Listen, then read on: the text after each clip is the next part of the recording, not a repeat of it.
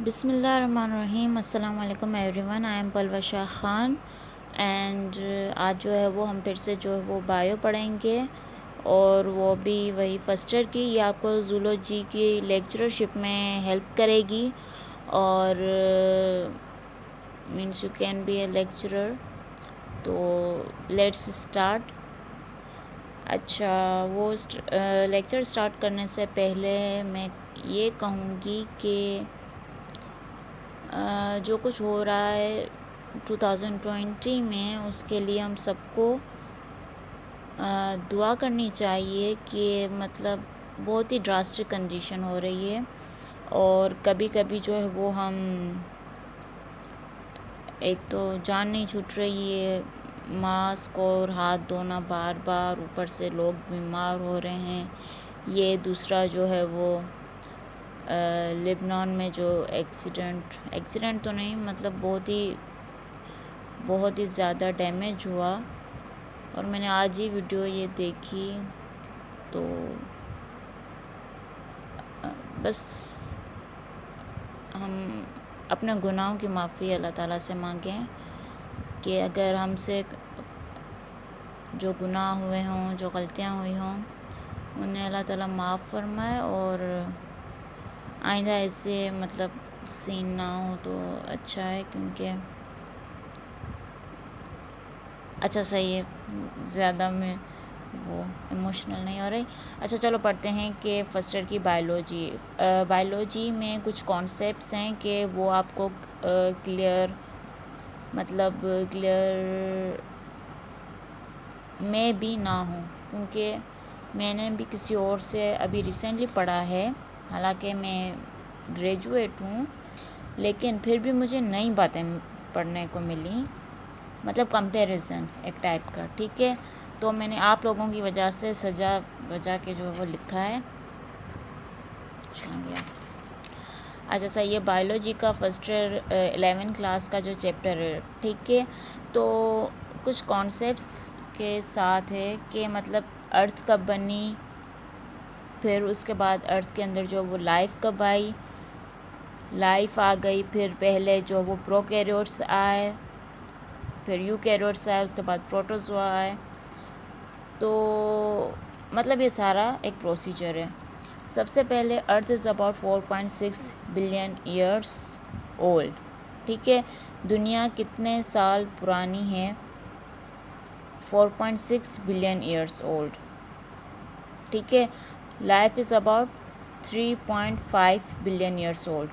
ज़िंदगी कब वजूद में आई? 3.5 बिलियन ईयर्स ओल्ड।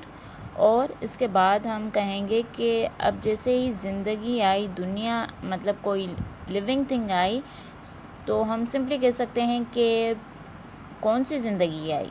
भाई हमें क्वेश्चन राइज होता है, तो आती है प्रोकैरियोट्स। ये जो है ना, ये बंदे, ये जो है वो सबसे पहले आए अबाउट 3.5 बिलियन ईयर्स ओल्ड। ये बारिश के चक्कर में ये थोड़ा मिट गया है, लेकिन जो है वो मैंने सफाई के साथ आपके लिए लेक्चर्स उतारे थे बड़े रंगीन शंगीन करके, ताकि आपको पढ़ने में मज़ा आए। ठीक है, अच्छा तो ये हो गया अर्थ 4.6 बिलियन, लाइफ हो गई 3.5 बिलियन।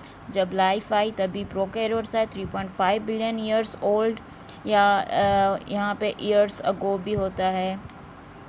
अच्छा, इसके बाद 3.5 बिलियन, उसके 1 बिलियन के बाद जो वो यूकैरियोट्स है। तो यूकैरियोट्स हमसे कितना अभी से कितना दूर हैं? 2.5 बिलियन ईयर्स अगो या ईयर्स ओल्ड पुराने हैं हमसे।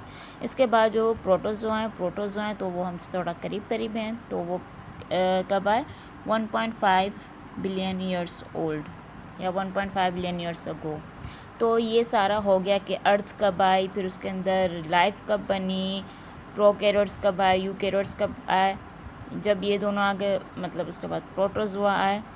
अच्छा, अब यहाँ पे मैंने लिखा है कि थोड़ी मतलब कंपाइल करके लिखा है इसी बात को।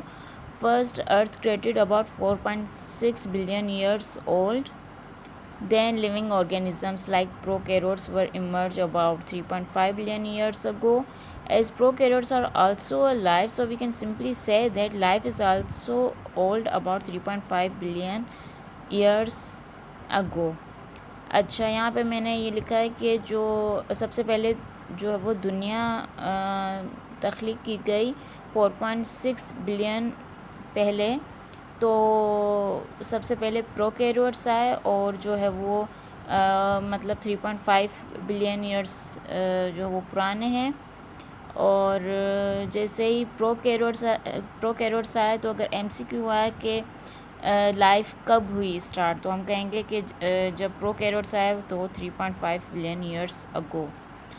ओके, उसके बाद आता है प्रोकैरियोट्स आए तो लाइफ हुई। After that first prokaryotes formed not having nuclear membrane, and then eukaryotes those who have true nuclear membrane are about 3.5 billion years ago and 2.5 billion years ago या ओल्ड रिस्पेक्टिवली। अब जो prokaryotes हैं वो क्या हैं, eukaryotes क्या हैं। जो फर्स्ट प्रोकैरियोट्स थे जो आए, और प्रोकैरियोट्स का तो हमें पता ही है कि उनके पास क्या नहीं होती है, न्यूक्लियर मेम्ब्रेन।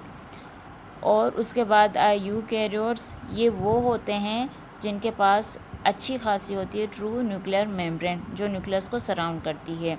तो जो फर्स्ट वाले थे प्रोकैरियोट्स वो 3.5 बिलियन ईयर्स पहले आए, और ये जो दूसरे नंबर वाले जो यूकैरियोट्स हैं वो 2.5 बिलियन ईयर्स पहले आए। अच्छा, अब क्या है, protozoa which are 1.5 billion years old are now placed in kingdom protoctista. ये मुझे थोड़ी सी न्यू बात लगी कि जो प्रोटोजोआ हम कहते हैं वो ख़ुद कब आए, 1.5 billion years old are now placed in kingdom protoctista. ये बेचारे जो वो 1.5 बिलियन ईयर्स ओल्ड है, और मतलब कि थोड़े से मतलब 1.5 बिलियन, ठीक है जी। और मतलब वो प्रोटोक्टिस्टा में है, प्रोटोक्टिस्टा बोले तो रेग बैग। अच्छा, आगे देखते हैं, so we will understand the story. अच्छा, शुरू में क्या सिस्टम था कि लिविंग ऑर्गेनिजम्स को समझने के लिए, उनको पढ़ने के लिए किंगडम्स वाला सिस्टम होता था कि कैसे हैं।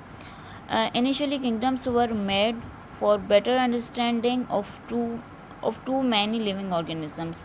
शुरू में सबसे पहले लिविंग मतलब किंगडम्स बनाए जाते थे ताकि बहुत ज़्यादा जो लिविंग ऑर्गेनिजम्स हैं उनको अच्छी तरीके से समझने के लिए। एक है ट्रेडिशनल वे, और दूसरा आता है नाउ इन मॉडर्न वे। अच्छा, तो ट्रेडिशनल वे में क्या आता है, देयर वर ओनली 2 किंगडम, और जो मॉडर्न वे है उसमें देयर आर 5 किंगडम्स। 5 किंगडम्स कौन से हैं, फाइलम पोरीफेरा, हमें पता है कि कौन कौन से 5 किंगडम्स है, Porifera, Protoctista, fungi, kingdom Plantae, kingdom animalia, ठीक है। प्रोटोक्टिस्टा जो वो प्रोटोजोआ में आता है, और किंगडम एनिमेलिया में जो वो मेटाजोआ आते हैं। ओके, प्रोटोजोआ, हाँ, प्रोटोजोआ और मेटाजोआ जो वो शुरू में 2 किंगडम्स खाली बनाए गए थे।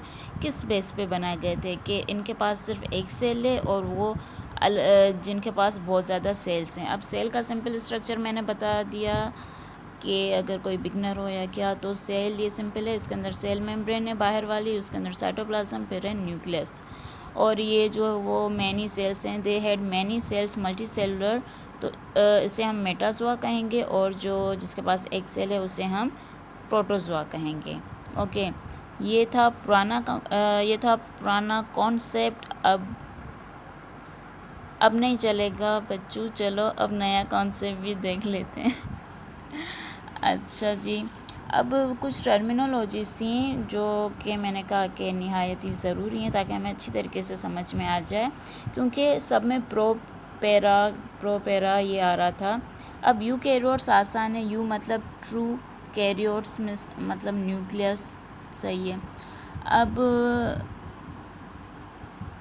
अच्छा, यूकैरियोट्स और यूमेटाजोआ। यूकैरियोट्स मतलब जिनके पास ट्रू न्यूक्लियस हो, यूमेटाजोआ मतलब जिनके पास जो ट्रू एनिमल्स हों, ठीक है जी। एक एक टर्मिनोलॉजी, एक एक वर्ड को हमें सही से समझना है, एक एक वर्ड में स्टोरी चेंज हो जाती है।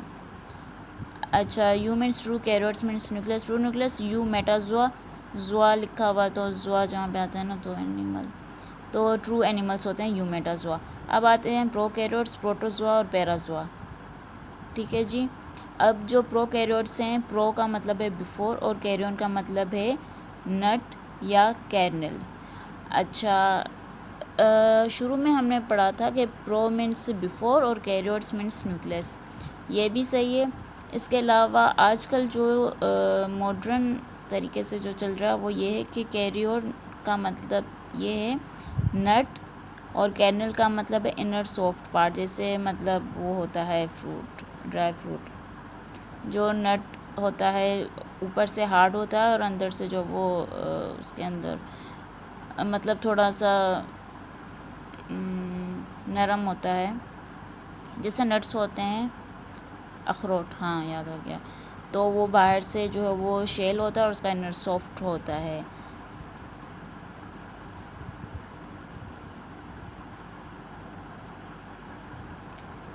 अच्छा, तो मतलब कि वो एक तरह से ट्रू जो सेल होता है ना, मतलब एक अखरोट की तरह जो स्ट्रक्चर होता है, बाहर से जो है वो हार्ड और अंदर से सारे स्ट्रक्चर, तो उनसे ये वाला स्ट्रक्चर जो है वो पहले आता है, प्रोकैरियोट्स।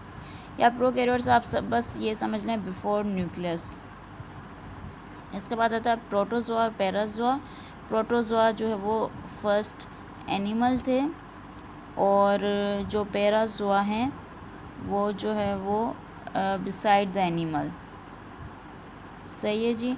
अब यहाँ पे जहाँ पे जुआ जुआ जुआ आ जाता है तो वहाँ पे एनिमल एनिमल एनिमल कहा जाता है। यू जहाँ पे आ जाता है, जहाँ पे वर्ड यू आ जाता है वहाँ पे ट्रू ट्रू कहते हैं हम। तो ये हुआ यू मेटाजोआ मतलब ट्रू एनिमल्स, यू कैरियोट्स मतलब कैरियोट्स न्यूक्लियस को ही कहते हैं ट्रू न्यूक्लियस। और जो वर्ड पैरा होता है, जैसे पैरासिटोलॉजी, तो para means beside, cytology means study. तो वर्ड पैरा का मतलब क्या है कि बिसाइड, और जोआ का मतलब क्या है एनिमल। और क्या आता है प्रोटोजोआ, प्रोटो मीन्स फर्स्ट और जोआ मीन्स एनिमल। अच्छा, और यहाँ पे प्रोटो नहीं है, सिर्फ प्रो है, prokaryotes, pro means before, karyon means nucleus. तो सही है, ये भी हो गया।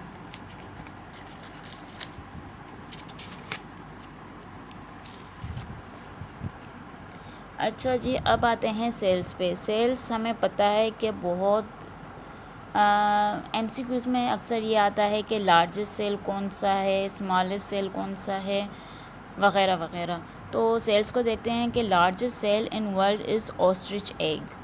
मैं भी हैरान हो गई, मैंने कहा ऑस्ट्रिच का अंडा है, चलो भाई सही बात है, लेकिन वो एक सेल कैसे हो सकता है। लेकिन मुझे बताया गया कि नहीं, वो लार्जेस्ट सेल है और मतलब बस है, तो अब हम उसको चेंज नहीं कर सकते नेचुरली। बस ये है कि जो सबसे बड़ा सेल होता है दुनिया में वो है ऑस्ट्रिच का एग, ऑस्ट्रिच का अंडा। अच्छा, अब स्मॉलेस्ट सेल की तरफ चलते हैं। वो कौन सा है? Smallest cell in world is mycoplasm bacteria. अच्छा, जो बैक्टीरिया होता है उसके अंदर, सिंपल एक बैक्टीरिया का हम स्ट्रक्चर देखेंगे, उसके अंदर होगा माइकोप्लाज्म। तो माइकोप्लाज्म एक अलग से सेल है। तो अगर हमसे कोई पूछे कि सबसे बड़ा सेल कौन सा है तो हम कहेंगे ऑस्ट्रिच का एग, और सबसे स्मॉलेस्ट सेल कौन सा है वो हम कहेंगे माइकोप्लाज्म। अच्छा, now about human being. Human being के अंदर biggest cell in human body, biggest cell in human body कौन सा होगा? Egg. Smallest cell in human body sperm. ठीक है जी। अच्छा, अब longest cell in human body is neuron, neuron और नर्व सेल। तीनों में डिफरेंस ये है कि biggest, smallest, longest. Longest cell मतलब कि जो है वो लंबा है सेल, तो वो जो दिमाग में होते हैं नर्व सेल्स, वो लॉन्गेस्ट होते हैं, जिनमें डेंड्राइट्स होते हैं, सोमा होते हैं, और ये सब, ये वाले जो हैं वो लॉन्गेस्ट सेल हैं, जिन्हें हम सिंपली न्यूरॉन या नर्व सेल कहते हैं। Smallest cell in human body is sperm. Sperm जो है वो स्मॉलेस्ट सेल होते हैं, और जो बिगेस्ट सेल होते हैं ह्यूमन बॉडी में वो एग हैं।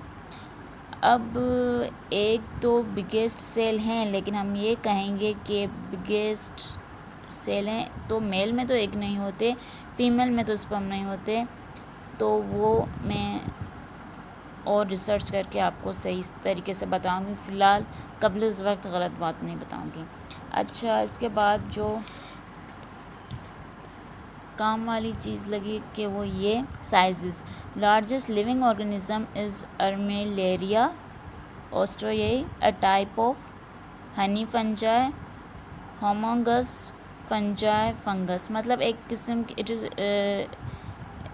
Fungus is its common name, it is widely spread. अच्छा, अब अगर आपसे कोई कहे कि लिविंग ऑर्गेनिज्म कौन सा है सबसे बड़ा, तो आप एक फंजाई का नाम ले रहे हो यहाँ पे। आप कहोगे कि फंजाई कहाँ से लिविंग ऑर्गेनिज्म हो गई, पर नहीं, ऐसा है। जो अर्मिलेरिया ऑस्ट्रोयई है, ये एक तरह की फंजी का नाम है, और इसे हनी फंजाई कहा जाता है या होमोंगस फंजाई कहा जाता है, क्योंकि ये वाइडली स्प्रेड होती है। और ये किंगडम फंजाई में जो है वो हम देख लें कि ये लिविंग ऑर्गेनिजम्स में आते हैं। ये कोई ऐसे वैसे मतलब नहीं होते, हम इसे फंजाई को नॉन लिविंग नहीं कह सकते। वायरस जो है वो बॉर्डर लाइन होता है लिविंग और नॉन लिविंग के बीच में, लेकिन फंजाई को हम नॉन लिविंग नहीं कह सकते। इसमें भी क्योंकि सारे प्रोसेस जो है वो होते हैं एब्जॉर्प्टिव, हेट्रोट्रोफ वगैरह, तो इस वजह से याद कर लें कि largest living organism armillaria ostoyae है। उसके बाद आता है largest animal is whale, 40 meters long and 150 tons weight. उसके बाद आता है longest tree is redwood tree of about 300 feet long. सबसे लंबा ट्री कौन सा है? रेडवुड ट्री है, जिसकी लंबाई तकरीबन 300 फीट है, 300 फीट है। और जो यहाँ पे अब डिफरेंस ये आता है कि अगर सबसे बड़ा जानवर पूछा जाता है, लार्जेस्ट एनिमल इज़ व्हेल। जो व्हेल मछली मतलब जो व्हेल है वो सबसे बड़ा एनिमल है, और जो अर्मिलेरिया है वो सबसे बड़ा लिविंग ऑर्गेनिज्म है। अगर आपके पास ऑप्शंस में ये नहीं होता, फर्स्ट प्रायोरिटी आप इसको देंगे कि which is the largest living organism, हम कहेंगे अर्मिलेरिया ऑस्ट्रोयई। ठीक है जी। अब अगर ऑप्शंस में एमसीक्यूज़ में ये नहीं होता, सिर्फ ये व्हेल होती है या एलिफेंट, इस तरीके से चीज़ें, तो हम व्हेल को ही प्रीफर करेंगे। लेकिन सबसे बड़ी जो लिविंग ऑर्गेनिज्म है वो ये है, लेकिन एनिमल में व्हेल है। रेडवुड ट्री ये हो गया, चलो साइजेस हो गए। अब क्या है, जो स्मॉलेस्ट लिविंग ऑर्गेनिज्म है ये क्या है? Bacteria of about 0.0001 millimetre. अब ये सबसे छोटा जो वो लिविंग ऑर्गेनिज्म है ये है बैक्टीरिया। ठीक है जी। इसके बाद है स्पीशीज़ जो फाउंड हुई हैं, टोटल कितनी हैं? 8.7 million species are discovered. Out of 8.7 million species only 1.3 to 1.7 million species are named and identified. अब टोटल स्पीशीज़ दुनिया में कितनी? 8.7 मिलियन स्पीशीज़ हैं, जिसमें से डिस्कवर हुई हैं, जो है वो आइडेंटिफाई हुई हैं या जिन्हें नाम दिया गया है, वो हैं सिर्फ 1.3 से लेके 1.7 मिलियन तक स्पीशीज़ हैं जिन्हें नाम दिया गया है। बाकी जो 8.7 मिलियन स्पीशीज़ हैं टोटल, वो डिस्कवर हुई हैं, जिनमें से बस थोड़ों को नाम दिया गया है। बाकियों के बारे में जाहिर सी बात है क्लासिफिकेशन नहीं हो पा रही होगी कि आखिर वो क्या हैं। Human blood is inorganic compound. जो ह्यूमन ब्लड होता है वो इनऑर्गेनिक कंपाउंड होता है, एक तरह से जो वो कनेक्टिव टिश्यूज़ से मिलकर बना हुआ होता है, और इसमें खुद ही इनऑर्गेनिक होता है। लेकिन हम कहेंगे कि ऐसा कैसे हो सकता है, तो इसमें ये कहा जाएगा कि खुद इनऑर्गेनिक है, लेकिन इसके अंदर जो चीज़ें फ़्लो करती हैं वो ऑर्गेनिक हैं। जैसे कि ग्लूकोज और जो कार्बोहाइड्रेट्स में ग्लूकोज आ गया, तो मेनली ये है. So these things which move in the blood streams are organic, but human blood is literally inorganic compound. Afterwards come towards gene. Gene is the functional unit of DNA. So हमें पता है कि gene जो है वो functional unit of DNA है. DNA के ऊपर जो है वो छोटे छोटे जीन्स होते हैं. अच्छा, फर्स्ट वैक्सीनेशन, फर्स्ट एंटीबायोटिक. अब जो वैक्सीनेशन होती है वो सबसे पहले 1795 में एडवर्ड जेनर ने बनाई थी वैक्सीनेशन. और दूसरी जो होती है एंटीबायोटिक. अब वैक्सीनेशन कौन सी होती है? जैसे कि पोलियो की वैक्सीनेशन. वैक्सीनेशन हमेशा जो है वो बीमारी से पहले ली जाती है एहतियातन, जैसे पोलियो 5 साल के बच्चों को पिलाएं वगैरह वगैरह. तो ये कौन सी? एडवर्ड जेनर ने इसे बनाया था. First antibiotic by Fleming, Florey and Chain. अच्छा, और इनको नोबेल प्राइज़ मिला. Chain penicillin from penicillium notatum fungi got Nobel prize in 1945 from this. अच्छा, ये जो फर्स्ट एंटीबायोटिक थी,